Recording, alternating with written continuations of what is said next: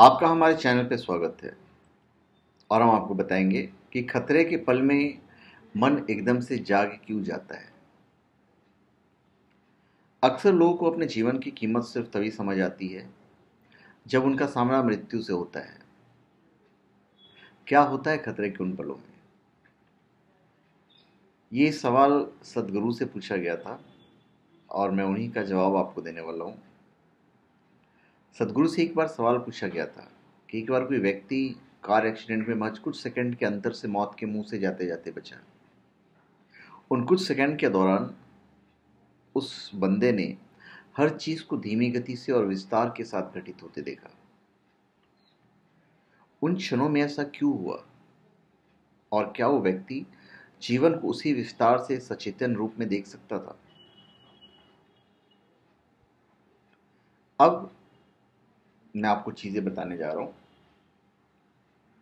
जो सदगुरु ने जवाब दिया कि एक बार ऐसा हुआ कि इंडियाना के एक छोटे से शहर में दो बूढ़े लोग एक स्थानीय बार में मिले, बार जहां पे हम शराब पीते हैं। वे दोनों अलग अलग मेजों पर दुखी बैठे पी रहे थे। तभी उनमें से एक ने दूसरे के माथे पर एक जन्मजात निशान देखा। उसने उसे देखा और कहा, तुम जोशुआ हो ना? और वो बोलता, हाँ। और तुम कौन हो? दूसरे ने पूछा। तो बोलता, तुम नहीं जानते मैं मार्क हूं। हम दूसरे विश्व युद्ध में एक साथ थे। तो बोलता, हे भगवान, हम उस युद्ध में एक साथ थे? इस बात को तो 50 साल हो गए।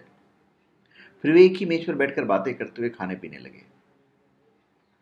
उन्होंने यूरोप में दूसरे विश्व युद्ध के दौरान सिर्फ 40 मिनट का युद्ध देखा था। वे 2 घंटों तक उन्हीं 40 मिनट की बात करते रहे। जब वे बात कर चुके तो एक ने दूसरे से पूछा, उसके बाद से तुम क्या कर रहे हो? तो दूसरे ने कहा, ओह, मैं तो एक सेल्समैन हूं। तो उसने 40 मिनट की लड़ाई के बारे में 2 घंटे तक बात की और अपने जीवन के 40 सालों को केवल एक वाक्य में समेट दिया। बस यही हो रहा है। बदकिस्मती से तकरीबन लोग तभी जीवित महसूस करते हैं जब उनका सामना मृत्यु से होता है। फिर चाहे वो लड़ाई में होने वाली मौत हो या फिर कार में एक्सीडेंट होने वाली मौत हो। जब आपके सामने मौत नाचती है तब आप जीवंत हो उठते हैं। ये बदकिस्मती है। जब आप सही मायने में अपने नश्वर स्वभाव का सामना करते हैं तो आपको समझ आता है कि आपका जिंदा रहना ही सबसे अहम बात है। आप लोगों को देखिए, लगेगा कि वे सब कब्र में जाने का अभ्यास कर रहे हैं। कब्र में उनकी मुद्रा कैसी होनी चाहिए, चेहरे के भाव कैसे हों, बस इसी का अभ्यास करते रह जाते हैं। वे ये नहीं समझते कि वे नश्वर हैं। सबको लगता है कि हम हमेशा जीवित रहने वाले हैं। वे जीवित अवस्था में मरने का अभ्यास करते रहते हैं, पर जब आप उन्हें मौत की धमकी देते हैं तो वो जीवंत हो उठते हैं। आपको क्या लगता है कि कृष्ण ने रण क्षेत्र में अपना उपदेश क्यों दिया? उन्होंने किसी एकांत आश्रम, भारत के किसी सुंदर जंगल या हिमालय की गुफा की बजाय भयंकर युद्ध भूमि को क्यों चुना?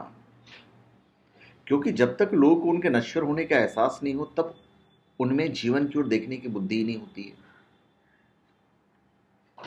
जब ये अपने आप चलने वाली कारें आ जाएंगी तो बहुत से लोगों को आत्मज्ञान हो सकता है। हो सकता है कि आपको कुछ समय बाद उसमें सोने का अभ्यास हो जाए, पर पहले तो यही लगता रहेगा कि वह अपने आप रुकेगी भी या नहीं, या कहीं टक्कर तो नहीं हो जाएगी। आपको पता नहीं होगा कि वो समय पर रुकेगी या टक्कर देगी। जब इन कारों को कानूनी मान्यता मिलेगी तो उसकी शुरुआत के कुछ महीनों में इस ग्रह पर कुछ लोगों को आत्मज्ञान होगा। हमें उन आत्मज्ञानियों के स्वागत के लिए तैयार रहना चाहिए। तो धन्यवाद। आपका हमारे चैनल पर स्वागत है। आप हमारे चैनल पर सब्सक्राइब करें और अपने कमेंट दीजिए। धन्यवाद।